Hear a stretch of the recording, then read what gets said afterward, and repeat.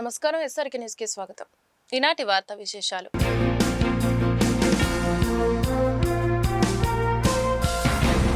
మహిళలు సురక్షితమైన గౌరవప్రదమైన వాతావరణంలో విధులు నిర్వహించేలా చూడడం ప్రతి సంస్థ బాధ్యత అని రాష్ట్ర మహిళా కమిషన్ చైర్పర్సన్ రాయపాటి శైలజ అన్నారు. గుంటూరు జిల్లా కలెక్టరేట్ కార్యాలయంలోని ఎస్ఆర్ శంకరన్ హాల్లో పోస్ట్ చట్టంపై మంగళవారం జరిగిన అవగాహన కార్యక్రమంలో శైలజ పాల్గొని ప్రసంగించారు. కార్యాలయంలో మహిళలపై లైంగిక వేధింపుల నివారణ, నిషేధం, పరిష్కారం కోసం రూపొందించిన పోస్ట్ చట్టంపై ప్రతి ఉద్యోగికి అవగాహన ఉండాలని చెప్పారు. ప్రభుత్వం, ప్రైవేటు సంస్థలు చట్టాన్ని సమర్థవంతంగా అమలు చేయడంతో పాటు అంతర్గత ఫిర్యాదుల కమిటీలను ఏర్పాటు చేసి ఫిర్యాదులను సత్వరమే పరిష్కరించే విధంగా చర్యలు తీసుకోనున్నారు.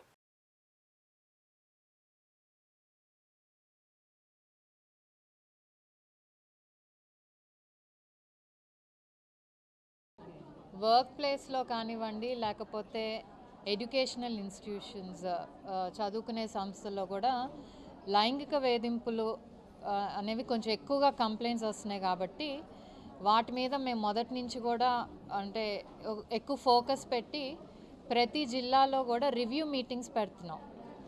రివ్యూ మీటింగ్స్లో ఏంటంటే అవేర్నెస్, అసలు పాష్ అంటే ఏంటి, అలాగే ఐసీస్ ఫామ్ చేశారా లేదా, అలాగే ఈ ఐసీ మెంబర్స్ ఎవరైతే ఉన్నారో వాళ్ళకి ట్రైనింగ్ అయినాయా లేదా, ఇవన్నీ కూడా వెరిఫై చేసుకుంటూ, అలాగే షీ బాక్స్ పోర్టల్ గురించి ఎక్కడైతే కంపెనీస్ రిజిస్టర్ చేసుకోవటం కానివ్వండి, అలాగే ఎవరికైనా ఒక ఇష్యూ వస్తే షీ బాక్స్లో రిజిస్ట్రేషన్ చేయటం, ఇవన్నీ కూడా మేము వెళ్ళిన ప్రతి చోట చూసినాం. ఎందుకంటే 13 ఏళ్ళైంది పాష్ యాక్ట్ అనేది వచ్చి, కానీ ఎక్కడా కూడా దీని ఇంప్లిమెంటేషన్ అనేది సరిగ్గా జరగట్లేదు. మెయిన్ థింగ్ పాష్ యాక్ట్లో మెయిన్ థింగ్ ఏదైతే ఉందో ఇంటర్నల్ కంప్లైంట్స్ కమిటీ కానివ్వండి, ఇంటర్నల్ కమిటీ అనేది ఎక్కడా కూడా ఫామ్ చేయట్లేదు. చాలామంది చాలా లైట్గా తీసుకుంటున్నారు. ఆడవాళ్ళు పడే ఇబ్బందుల్ని, ఏదైతే వర్క్ ప్లేస్లో పడే ఇబ్బందుల్ని చాలా లైట్గా తీసుకొని అదంత పెద్ద విషయం కాదులే అన్నట్టు కనీసం ఇంటర్నల్ కంప్లైంట్స్ కమిటీ కూడా ఫామ్ చేయకుండా కొన్ని కంపెనీస్ కానివ్వండి, కాలేజెస్ కానివ్వండి, దీనివల్ల ఏంటంటే ఇంటర్నల్గా సాల్వ్ అవ్వాల్సిన ప్రాబ్లమ్స్ చాలా కూడా కమిషన్ వరకు వస్తున్నాయి. ఇలా లైంగిక వేధింపుల మీద స్టార్టింగ్ మనం మొదటి నుంచి చూస్తుంటే యూజువల్లీ ఎక్కువగా మెడికల్ కాలేజెస్లో, యూనివర్సిటీస్లో, అలాగే గవర్నమెంట్ డిపార్ట్స్ కానివ్వండి, అన్ని చోట్ల కూడా ప్రాబ్లం అనేది ఉంది. అంటే రిపోర్ట్ అవ్వట్లేదు కాబట్టి హెరాస్మెంట్ జరగట్లేదు అనే దానిని అని అనుకోలేం. మాకు న్యాయం జరుగుతుందో లేదో అని చాలామంది కూడా ఈ కంప్లైంట్ ఇవ్వడానికి ముందుకు రావట్లేదు. కాబట్టి మేము ఇలా రివ్యూ మీటింగ్స్ పెట్టి ప్రతి హెచ్ఓడి కూడా వాళ్ళు రెస్పాన్సిబిలిటీ తీసుకోవాలి. వాళ్ళ డిపార్ట్మెంట్కి తీసుకొని వాళ్ళ డిపార్ట్మెంట్లో ఏమైనా ఉంటే వాళ్ళు న్యాయం చేస్తే డెఫినెట్లీ ఇంకా చాలామంది కూడా ముందుకు వచ్చి చెప్తూ ఉంటారు. ఇంకొకటి మేమేం చెప్పదలుచుకున్నాం అంటే, మాకు చాలామంది రాస్తున్నారు ఇలా జరుగుతుంది, మాకు సెక్షువల్ హెరాస్మెంట్ జరుగుతుంది కాలేజ్లో అని, కానీ కాంటాక్ట్ నెంబర్స్ కానీ ఏమీ ఇవ్వట్లేదు. దానికి ఏంటంటే మేము చాలా ఎఫర్ట్ పెట్టాల్సి వస్తుంది. అంటే అసలు ఎవరు కంప్లైంట్ ఏంటి, అట్లీస్ట్ బయటకు చెప్పైనా మా వరకన్నా మీ ఇన్ఫర్మేషన్ ఇస్తే మాకు ఇంకా ఈజీగా డీల్ చేయటానికి ఉంటుంది. ఒకే ఇలా తిరుపతి నుంచి కంప్లైంట్ వస్తే ఆల్ ది వే తిరుపతి వెళ్తే చాలామంది భయంతో కూడా మేము వెళ్ళినా కూడా చెప్పట్లేదు. సో మేము ఇచ్చే అష్యూరెన్స్ ఒక్కటే, మీకేమన్నా ప్రాబ్లం ఉంటే మాతో చెప్పండి, తప్పకుండా న్యాయం జరిగేటట్టు చూస్తాము. అవేర్నెస్ అనేది ఇక్కడ డిఎంహెచ్ఓ ఉన్నారు, అలాగే గవర్నమెంట్ హాస్పిటల్ డిప్యూటీ సూపరింటెండెంట్ ఉన్నారు, పీడీస్, వీళ్ళందరికీ కూడా చెప్తున్నాం. అవేర్నెస్ అనేది క్రియేట్ చేయాలి. ప్రతి కంపెనీని కూడా లయబుల్గా పెట్టాలి వాళ్ళు కనుక ఐసీస్ ఫామ్ చేయకపోతే, లేకపోతే డిస్ప్లే చేయకపోతే కనుక. ఎందుకంటే మనం పుష్ చేస్తేనే వాళ్ళు చేస్తారు. అల్టిమేట్లీ అదేంటి సిస్టమ్ డ్రివెన్గా అయిపోతుంది తప్పితే ఎవరో మేము వచ్చి చెప్తే అలా ఒక పర్సన్ వల్ల అది నడవకూడదు. ఏది కూడా సిస్టమ్ డ్రివెన్ అవ్వాలి. సో దానికే మేము ఈ రివ్యూ మీటింగ్స్ కూడా ప్రతి జిల్లాలో పెడుతూ అందరిని పిలిచి మాట్లాడుతున్నాము. రాజధాని ప్రాంత రైతులు చంద్రబాబును నమ్మడం లేదని వైసీపీ విద్యార్థి విభాగం గుంటూరు జిల్లా అధ్యక్షులు వినోద్ ఆరోపించారు. గుంటూరు బృందావన గార్డెన్స్ లోని వైసీపీ జిల్లా కార్యాలయంలో మంగళవారం వైసీపీ విద్యార్థి విభాగం నాయకులతో కలిసి వినోద్ మాట్లాడారు. చంద్రబాబు తమను మోసం చేస్తున్నాడని గ్రహించిన రైతులు వైఎస్ఆర్ కాంగ్రెస్ పార్టీని ఆశ్రయించడం జరిగిందన్నారు. తమ పార్టీ నాయకులపై టీడీపీ గుండాలు దాడికి పాల్పడడం దుర్మార్గమన్నారు. పానుగంటి చైతన్యపై రౌడీ షీట్ ఆరోపణలను దమ్ముంటే రుజువు చేయాలని సవాల్ చేశారు. కూటమి అక్రమాలకు 2029 తర్వాత తప్పకుండా బుద్ధి చెబుతామని హెచ్చరించారు. రెడ్ బుక్ అమలుపై ఉన్నంత ఆసక్తి తల్లికి వందనంపై లోకేష్ కి లేకుండా పోయిందని ధ్వజమెత్తారు. విద్యార్థి విభాగం నాయకులు భాను ప్రకాష్ తదితరులు పాల్గొన్నారు.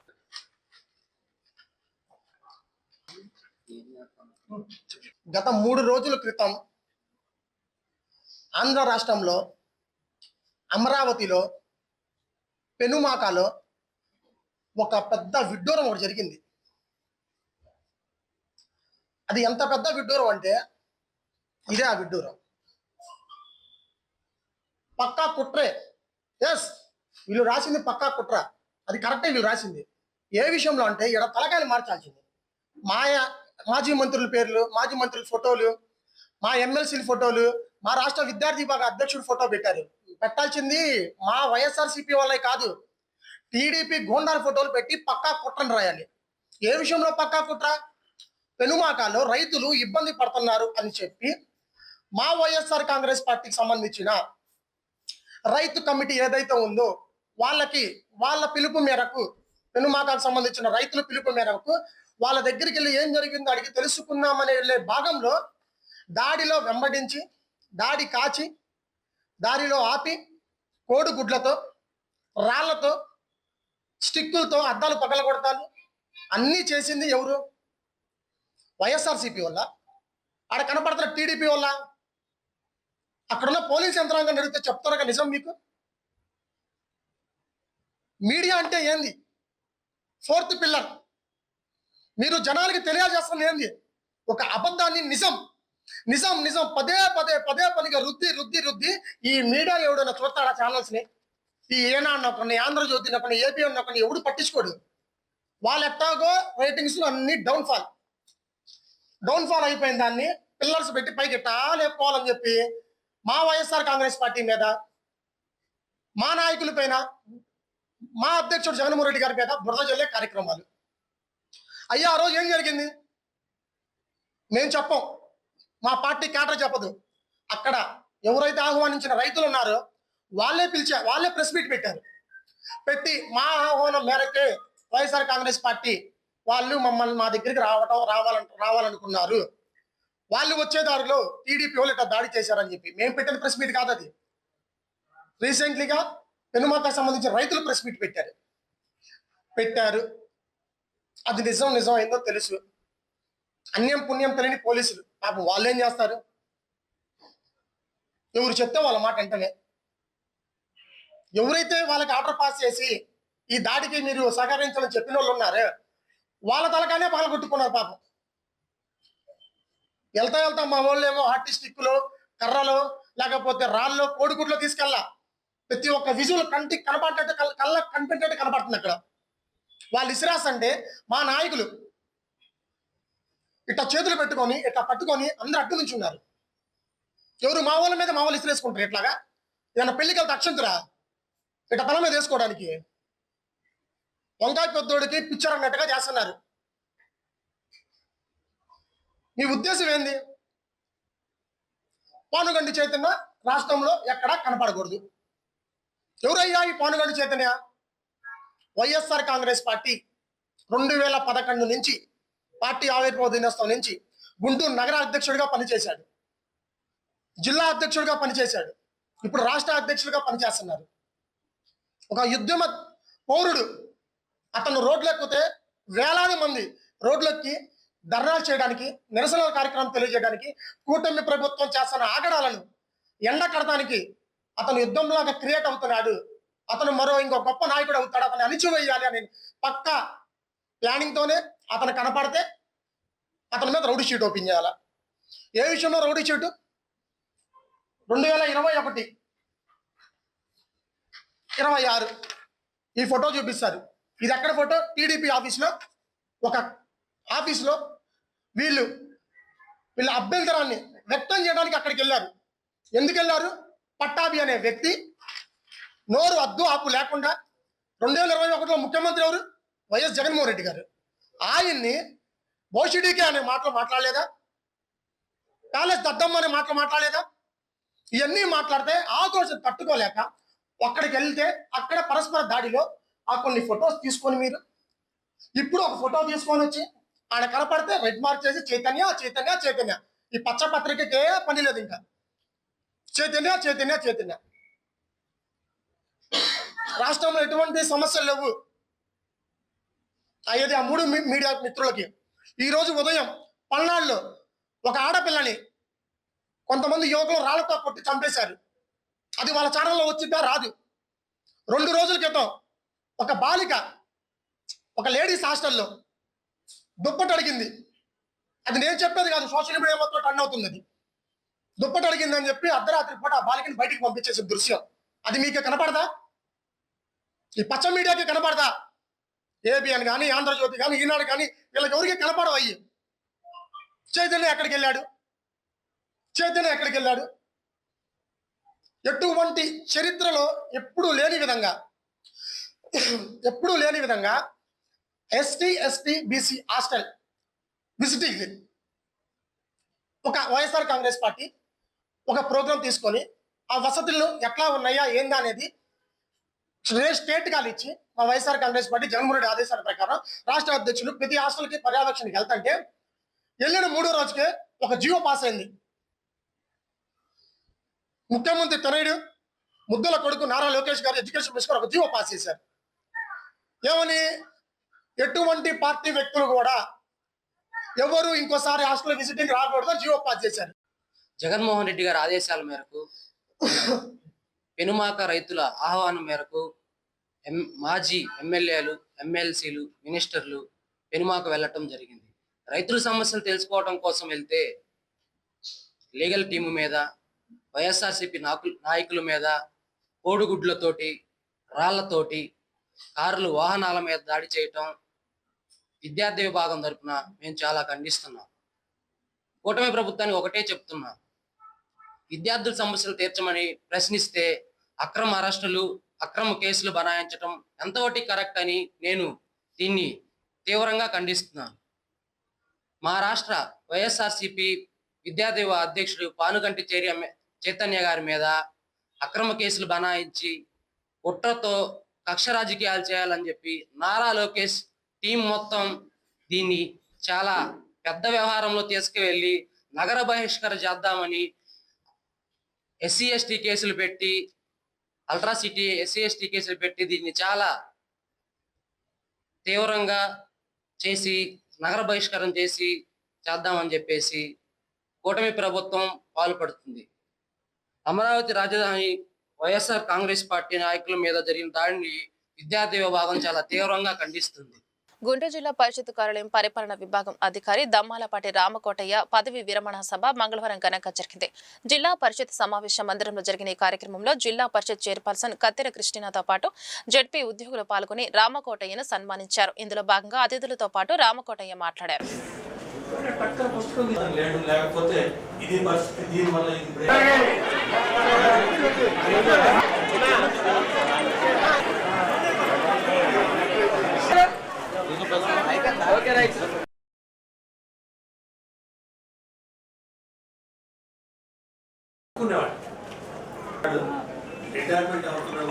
నేను ఒక చిన్న క్వశ్చన్ అడుగుతాను, మీరేం అనుకోవద్దు.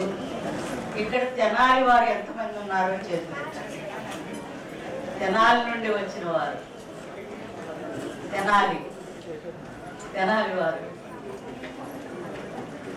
తెనాలి వారు తక్కువగానే ఉన్నారండి, కొద్దిమంది ఉన్నారు. అయితే మన రిటైర్మెంట్ జరుగుతున్నటువంటి రామకోటయ్య గారు తెనాలి నుండి వచ్చిన వారు. ఇంకో విషయం ఏంటంటే మాది కూడా తెనాలి, వారిది తెనాలి, మాది తెనాలి. తెనాలి గడ్డ మీద ఉన్న వాడికి తెనాలిలో ఆ యొక్క నీళ్లు తాగిన వాడికి ఒక కళ అనేది వస్తుంటుంది. తెనాలే ఒక కళలకు కాణాచి అని పేరు.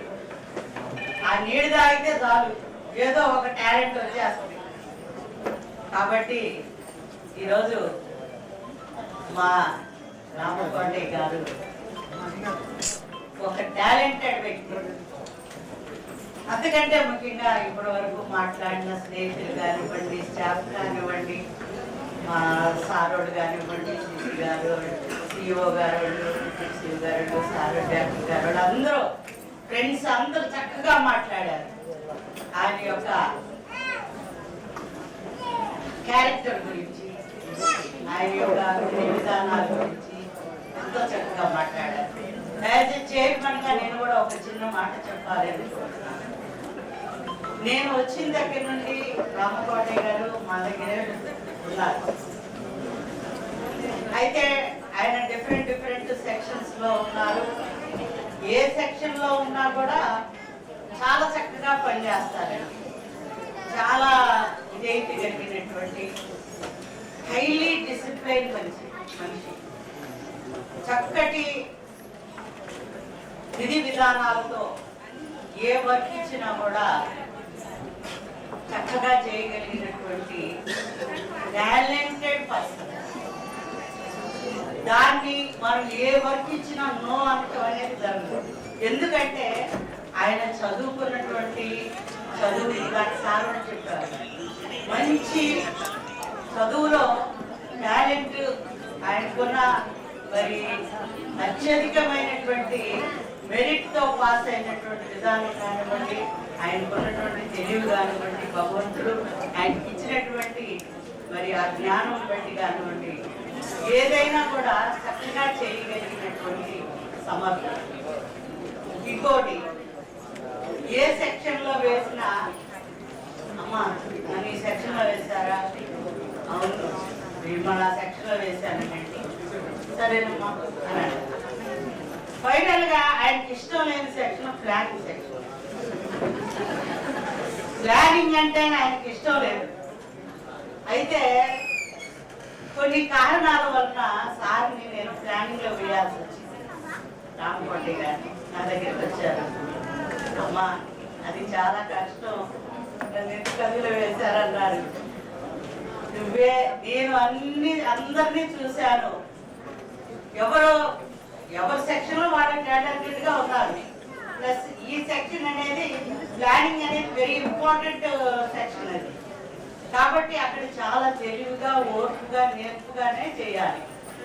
అది ఎవరికి సాధ్యం అని నేను అన్ని గాలించి వడకొట్టి చూస్తే నాకు రామకోటయ్య గారే నాకు కరెక్ట్ అనిపించింది.